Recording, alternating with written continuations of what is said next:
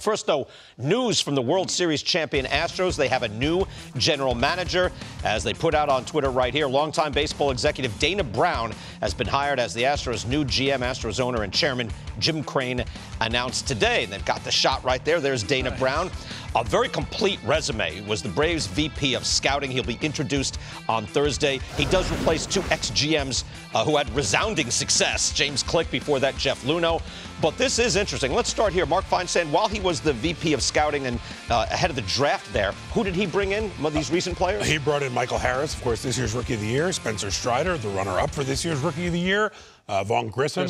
Very impactful players already drafted in the past 4 seasons. And his resume goes all the way back. We just saw it there when he was with the Nationals in amateur scouting. Steven Strasburg, Ryan Zimmerman, Ian Desmond, big-time players that helped the Nationals become who they were. So obviously a very deep background in amateur scouting, and the Astros liked what they heard. It is strange that even saying, hey, the World Series champions just named their GM, and they kind of went through a good part of the offseason without a general manager. Jim Crane kind of there with he has a kind of a brain trust now for former Astros greats who are there, kind of that have his ear. But it's odd, isn't it? You have a champion looking for a GM, and he didn't go anywhere except they said, all right, your contract's up, and out you go. I think more some owners take a bigger part in their ball club. I think Jim Crane is one of those guys, and I think he wanted someone he was more comfortable with. Obviously, after what happened with Luhnow, Click came in, and I think that he wanted kind of his guy. But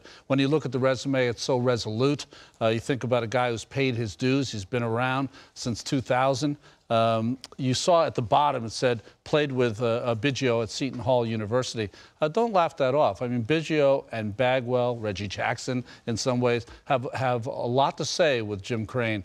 So I think that's one of the reasons Dana's there as well. But congratulations, that's fantastic. Right, and on top of all that, an African-American general manager, and on top of all that, which is an important thing, and what baseball needs more of to get, again, just try to broaden the base and get more people in there, more people from different backgrounds. Well, it's is there a better place to come in? I mean, you're coming into a ball club that's pretty finite, a team that's coming off a World Series championship, and he'll be able to come in and do a little tweaking to a really outstanding club that was so amazing in the postseason last year. But again, congratulations to Dana Brown, and I think the Astros have made a great choice. Yeah, again, the Braves are kind of top of the food chain right now, and their player development has been outstanding. Here are some additions and subtractions. Jose Abreu comes in, Michael Brantley comes back, Rafael Montero as well, while they lose Justin Verlander, big part of their squad, and Yuli Gurriel for the last couple of years as well. Any business that he needs to attend to right away, or are they fairly complete right now, Mark? I think they're fairly complete. I think where you're going to see Dana Brown make his impact most in year one will be with what he knows the best, which will be their draft. And I think you'll look at what the Astros look like 4 or 5 years from now and really see a thumbprint on this team from Dana Brown. It's really tough. Ronnie, you said he comes into a team that won last year and obviously is in position to win again. That's not the easiest thing to do, to come in and somebody else has put that team together. I think when Brian Cashman took over in New York, they had won the World Series in '96. They've been to the playoffs in '97. And they won the World Series in Cashman's first 3 years, and everybody said, well, that's the team he inherited.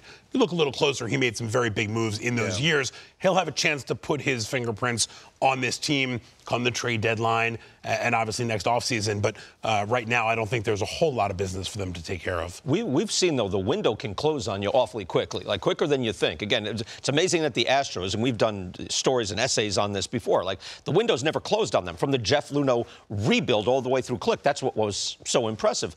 Whereas the Cubs, it opened up, it's closed, they're rebuilding, they've moved on. But the Astros continue to win. Again, Dana Brown, the new general manager for the Astros.